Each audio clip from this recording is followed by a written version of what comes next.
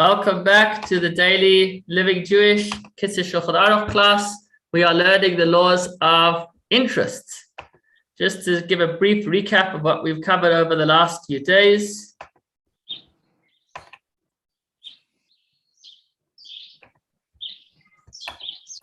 We are in section 65 under the section called business. We started with upright business dealings and then upright communications, business with prohibited items, and most recently we're learning all about interest. Interest is a very large subject. The first halacha we learned about the seriousness of it and how it needs to be refunded. If you charge somebody interest, then you'd actually need to return that interest that you charged. Although this mitzvah, this prohibition of interest is between Jews. Then we got into the actual details. We said that ribus is not only if you charge somebody a fee in order for them to borrow money from you, but even if they ask for an extension and you say that I'll extend the loan, but I need you to pay me a little bit of money to have that extension, that's also clear ribus. In fact, even gifts is interest. If a person repays the loan and together with returning the loan, they give a bottle of wine or any type of gift, that too is a form of interest.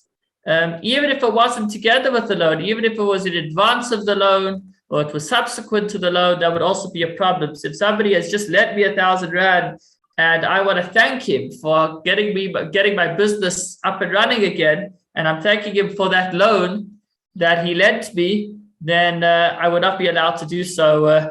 In fact, not only by a gift, but even by other forms of benefits. So we said, for example, a lender should not ask the borrower for assistance that he would not have asked him for had he not given him the loan. So if the only reason you're comfortable to ask for help is because you are helping that person with the loan, then that is a problem. If you would have asked regardless, then that's fine because it's not benefit as a result of the loan.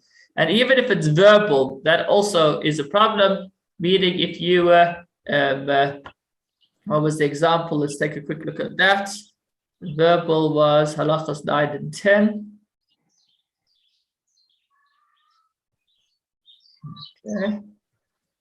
Okay. So we said if you ask the person, can you let me know when so-and-so shows up? So you're asking him to do a verbal favor. Even though it's only verbal, it is still a favor, it's a benefit, and that wouldn't be allowed.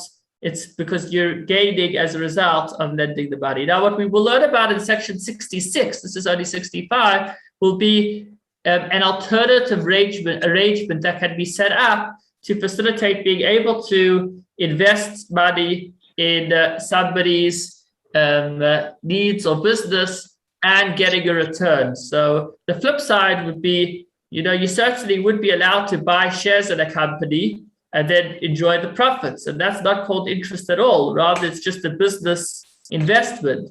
So we'll learn, please God, in the next section, how any loan can be rearranged rather than being a loan to be a business investment. And then it wouldn't be interest, rather it would be profits, but that needs to be done properly. So stay tuned for section 66. The next halacha we came to, which was quite interesting, and this is where we're up to. We're in halacha number 11 now. So here's an interesting phenomena. He says it goes so far as to say that if I need a bottle of whiskey, I'm short a bottle of Black Label, I'm having a fabregat, I'm having a party over, and I call up Yankel and I say, Yankel, can I borrow a bottle of Black Label? I'll return it to you when I get a chance. So that is a problem. What's the problem? Why should there be any problem with that? The problem is that if the market value of that bottle of Black Label goes up between now and when I return it in a month from now, just like somebody was asking, what if it's COVID regulations and the stores are closed and you need a bottle of whiskey? So if the market value increases, it means that I borrowed from so if I borrowed a bottle of Black Label, I borrowed whatever it is, 300 rand or whatever it's worth. And now the price has gone up since, and now I'm returning 400 rand. So that means I've just paid interest, even though it's the same bottle of whiskey. It's not the very same bottle, but it's the same item. when lending produce and repaying produce, there could also be an issue of interest, unless you have the ability to pay it back now, but you want to wait, because then the rabbis weren't concerned about such a scenario. Let's go through the halachos inside. So you're not allowed to lend someone a sah of grain, a sah is a measurement of grain, with the stipulation that he repay a sah of grain, even if they are both of the same species, they're both wheat or barley or rice, because there is the possibility that in time the price of the grain will increase, and consequently he'll be repaying value greater than what he borrowed. So what do? Rather, a money valuation should be set on the grain. So if the price of the grain increases, he will pay you only the amount of money at which the grain was originally valued. So what that means practically is that if I asked somebody if I could borrow a bottle of Black Label, then what I need to do is I need to see the value of Black Label now and say, look, to avoid an issue of interest, a bottle of Black Label, basically rather buy it. Rather than say I'll repay it, what you could do is you could say, I'll give you cash. And if he says, I don't want cash, so if you go and take that same amount of cash and you purchase it and give it back to him, then that's fine. As opposed to if the value changes in between, then that would be an issue of interest. Rather, valuation money should be set on the grain, so that if the price of the grain increases, he will pay you only the amount of money at which the grain was originally valued. However, if the borrower owns even a small amount of that kind of grain, so for example, if I had one bottle of Black Label and I wanted two, and I asked the guy to give me a bottle of Black Label, but I would have been able to give him one back right away, but I'm just holding on to it in case I need it, so that I may borrow even 10 bottles of Black Label. As long as I have some of that material in my possession, even if what I'm borrowing is many-fold that amount, then the rabbis, in such an instance, to not make the decree of concern of interest, and they allowed it. Similarly, if that particular grain has a set price in the marketplace, he may borrow, even though the borrower does not possess any grain of that kind, because if it has a set price, if the price is locked in, then there's no concern of interest. All of the above applies when the same species of grain are involved, but when two different species are involved, for instance, if I borrow a bottle of Black Label, but I'm going to return a bottle of, I don't know what the equivalent is, of Glenlivet, then, or he speaks about grain and millet, so then we're concerned again that they are worth different amounts, and I could be paying interest for the value that I have just borrowed. Finally, and this is quite relevant, if the loan is an insignificant amount where it is unusual to be concerned about higher or lower prices, then it would be permitted in all cases. Therefore, a woman is permitted to lend a loaf of bread to her friend. So if you want to just borrow a few, a few eggs or a few onions or something of that sort, where the difference of price is not going to really make any difference to your paying your bills, it's inconsequential, then there's no problem. You would be allowed to borrow a few potatoes and return a few potatoes. As long as the difference of price is not consequential, then there's no problem. But if the difference of price is consequential, and that would, for example, if you knew price was going up, you would buy it now rather than later, or you would buy it from somewhere else, then there is a concern of interest. Okay. So here's another more complicated case. So we laid the foundation of the general principles of interest, and we're seeing over here that so important and so severe is the violation of interest that it's extended to a number of scenarios that you wouldn't have even imagined were a problem altogether. And let's look at some more scenarios over here. If a person lends money for a mortgage, a house, a field, what do they call it over here? What are they called? What a mortgage? Bond. Bonds. There we go. Thank you. So somebody lends money for a bond, whether it's for a house, a field, a place in shul, and the lender receives the benefits from the mortgage. So let's just think about it now. So I guess I borrowed 100 Rand. I bought a house, and now the lender that lent me the 100 Rand is staying in that house. Then this must be done by deduction. Meaning, if he gave me whatever it is, 1,000 Rand, and now to buy a car and now he's using my car, then that's pure interest because he's lent me money and he's getting benefit. So I'll have to charge him rent. That is, the lender must deduct a set amount per year from the loan, which is then considered the rental that the lender is paying. Right? That's how sometimes people pay off things. Sometimes a person can pay something off by letting the lender, I don't know what scenarios it works out, by letting the lender have benefits from the item, and then that gets deducted, and that's fine as long as it's deducted.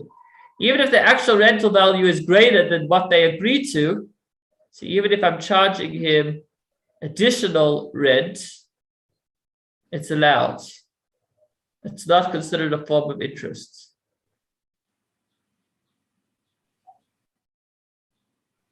However, the lender may not turn around and rent the property to the borrower himself.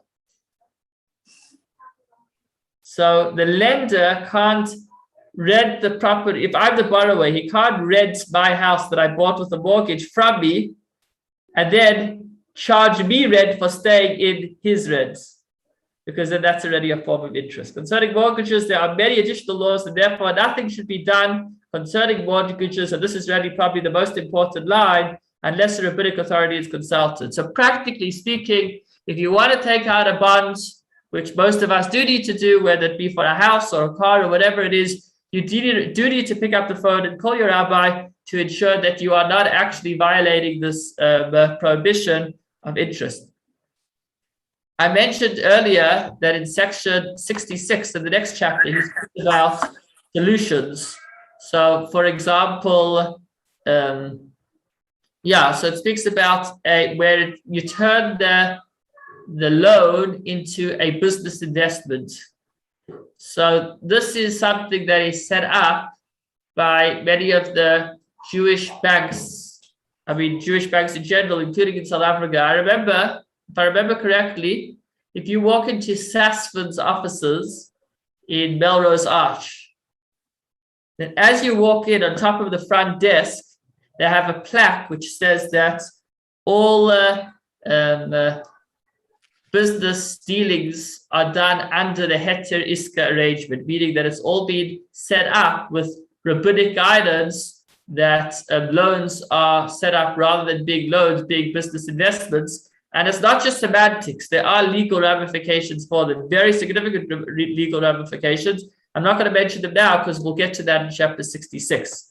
But I just wanted to explain that the idea of speaking to a rabbi is what the rabbi will help you do is set up the loan or the mortgage in a way that it is a business investment or in a way that there isn't interest at all. Okay, moving along. An object that has a set price may not be sold at a higher price because the seller is willing to wait for payment. Okay, this is a classic case, right? If you go to a shopping mall today, you go to a store, I think in many stores, maybe even in Pick and Pay, and you buy produce, you could either pay 100 Rand now, or they could say you could pay 40 Rand over the next 3 months. So basically they're saying that they're charging a higher price, right? So if it's upfront, then this is what I'll charge you. You want to buy the car cash? This is what I'll charge you. If you want to pay me in installments or you want to pay me later, then I'm going to charge you more. That's interest. Why is it interest? Because you're making the person pay more money in order to hold on to the money that should be coming to you. So money that you're entitled to, you're allowing to stay in his hands so that he could use it, but you're charging him for it. You're saying that he'll have to pay more. That's if it has a set price. We'll see what the solution is in a moment. If the object has no set price, then even if were he to give me the money now, I would have given it to him for less. And in return for waiting for the money, I charge him more. It's allowed because there's no set price. So it's not that I'm charging him a fee to hold on to my money. Rather, I'm deciding if I want to get rid of this item. So if I want to get rid of this car, I'm deciding that if you want to pay me later, then I'm only willing to get rid of this car if I sell it for whatever it is, for 80 grand. But for that hassle, that's what the car is worth to me. So as opposed to if it has a set price, it would be interest. So obviously this will relate to how you tag your items in the store. As long as it's not too much of a difference, because at a certain point that it becomes clearly that you're now taking a fee for the delayed payment, and then that's interest. Some say that you would be allowed to do up to a sixth more, which is about a little less than 20%. Because once you reach over a certain amount, then it's obvious, as I just mentioned, that this is now already, he's paying more to hold on to the money.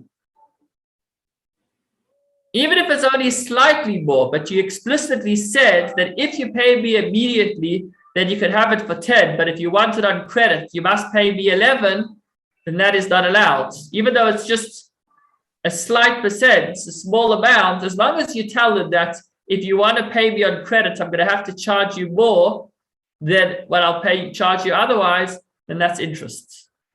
Similarly, if the buyer buys the goods at a higher price,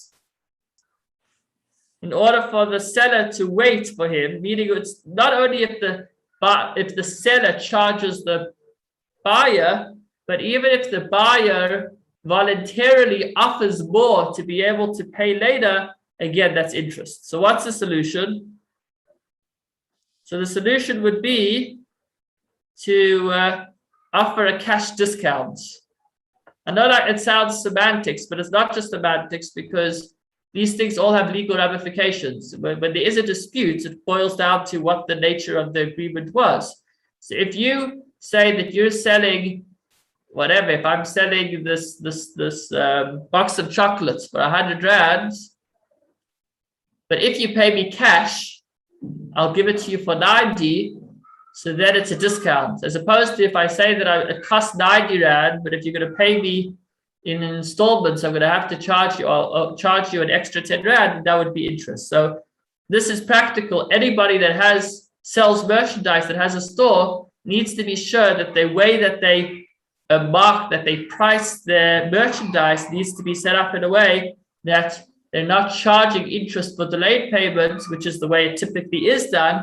Rather, you would be able to offer a discount from your standard price as a result of an instant cash payment. That brings us to 5:20. Thank you everyone for joining, and wishing you a wonderful evening. Please God to be continued tomorrow, same time, same place.